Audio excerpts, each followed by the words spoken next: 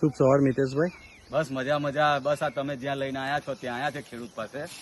તો આ તમે જોઈ રહ્યા છો કે હું તમને જે કટંગા કહેતો હતો ને કે કટંગા હશે તો અઘરું પડશે, તો એ આ કટંગા છે. હવે તમને ખ્યાલ આવ્યો કટંગા અને બીજા છોડ તમને બતાવ્યા છે. આ કટંગાની અંદર આ જે આ લાંબા લાંબા જે વેલા જેવું નીકળે ને એ કાપતી વખતે આપણને જે અવરોધ આવે છે, એટલે ખેડૂતોને જે કોઈ જગ્યાએ બંબુ વવડાયા છે ત્યાં 99% કટંગા વવડાયા છે. પ્રોબ્લેમ આવ્યો છે, બંબુમાં કોઈ પ્રોબ્લેમ નથી, પણ જે વાવેતર કરાયું બાપા એ ખેડૂતને ખબર નથી અને લોકોએ જે 10 રૂપિયાનો છોડવો હતો તે બી 30 રૂપિયામાં આપીને આ રીતે થયું છે. આમાં અત્યારે આનું ઉંમર કેટલી છે અને આમાં શું થઈ શક્યું હોત અને કદાચ શું કરી શકાય આગળ? હવે આગળમાં તો એવું છે ને દીપનભાઈ, આમાં જો આ વસ્તુ એકવાર આપણે અને બધી એ કરવી પડશે મશીનથી, અને આ માલ એમનો 70% માલ તૈયાર થઈ ગયો ખેતરમાં. પણ વસ્તુ એ છે કે કટંગા છે એટલે કાપવાના પ્રોબ્લેમ આવ્યા છે, એની ટીમ માટે આપણે લાગ્યા છે. એટલે આ ખેડૂતને આપણે બને એટલો જલ્દીથી કેમ એમનો નિકાલ થાય એ હું જોઈ લઉં છું. આમાં બીજું શું શું બનાવી શકાય છે અમારી તરફ અને ક્યાં ક્યાં વાપરી શકાય છે? પ્રોડક્ટમાં તો હવે એમાં અણબીલી બધી 3000 પ્રોડક્ટો બને છે, પણ હમણાં 70-40 પ્રોડક્ટો એવી છે જેમાં સૌથી વધારે પેલેટ્સમાં જાય, ચારકોલમાં જાય છે અને પેપર ઇન્ડસ્ટ્રીમાં જાય. હમણાં પેપર ઇન્ડસ્ટ્રી દ્વારા લે છે પણ ઓછા ભાવમાં લે છે. અને કટંગા કાપવા કોણ આવે? મેઇન વસ્તુ ખેડૂતને એવું કે તમે કાપીને નાખી જાઓ. ખેડૂત કાપી શકવાનો નથી. પણ આનામાંથી વિનેગર બી બને છે, તો આપણે એ બી ટ્રાય કરી રહ્યા છીએ કે ચારકોલમાં અને વિનેગરનું આનું કામ સ્ટાર્ટ કરીએ. આપણી સંસ્થાની અંદર શું કામ કરી રહી છે હાલમાં, અને આપણે ખેડૂતને કઈ રીતે સપોર્ટ આપી શકીએ? આપણે ખેડૂતોને સાચા માર્ગે દોરી રહ્યા છે કે ભાઈ તમે કટંગા ના વાવો, અમારી જોડે પૂરેપૂરું જ્ઞાન લો અને જે પ્રોફેશનલ બાંબુ છે તે વવડાવવાનું કામ કરીએ.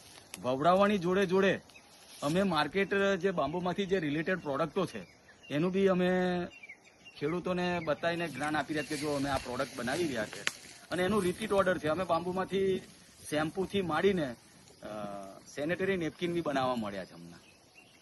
આમાં આપણને સરકાર તરફથી કોઈ સહાય મળી શકે છે? સરકારની બાંબુ મિશન અંતર્ગત એક લિમિટ છે છોડની, ત્યાં સુધીને 120 રૂપિયા સબસિડી સરકાર આપે છે. બરાબર છે.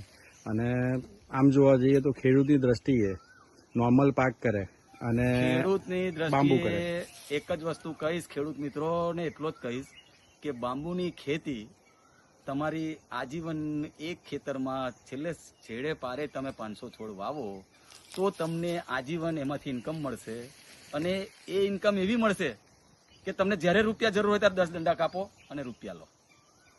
અને અમે ખેડૂતોને બાયબેક ગેરંટી સાથે કામ કરીએ છીએ. તે સરકારના નોર્મ્સ છે 2 રૂપિયા કિલો, અમે કાપીને 2 રૂપિયા લઈ જઈશું. કાપવાની મજૂરી અમારી હશે. ખૂબ ખૂબ આભાર મિતેશભાઈ. અને આ સાથે આપણે જોયું કે આપણે અત્યારે અહીંયા અમદાવાદ પાસે એક ફાર્મમાં આવેલા છે અને એમને ત્યાં કટંગા બાંબુ ઉગાડેલા છે અને લગભગ 30 વીઘા ઉપર છે આની અંદર. એમનું વિઝન બહુ જોરદાર છે, પણ વિઝનમાં એટલું જ થયું છે કે શરૂઆત જેને વવડાયા ને એને પ્રોપર જ્ઞાન ના આપ્યું. આ જો જ્ઞાન આપ્યું હોત ને તો આ બધું એકદમ સાફ સફાઈ હોત, અંદર જવાની જગા હોત, હવા ઉજાસની જગા હોત, તો શું થાય? આ જે દેખાય છે ને એના કરતા પોષણ સારું હોત. તો તમને મેં ઘણું બધું જ્ઞાન આપ્યું છે અને જ્યારે બી જરૂર મારી પડશે હું તમારી જોડે હાજર છું. ખૂબ ખૂબ આભાર નીતેશભાઈ. ચલો, આપ જોઈ શકો છો કે જે બાંબુની ખેતી થયેલી છે બહુ વ્યવસ્થિત પ્લાનિંગ સાથે કરવામાં આવેલી છે, પણ આગળ જતાં ખેડૂતને પ્રોપર સહાય અને માર્ગદર્શન ન મળવાના કારણે આ બાંબુ જે છે એમાંથી એમને યોગ્ય વળતર મળેલું નથી.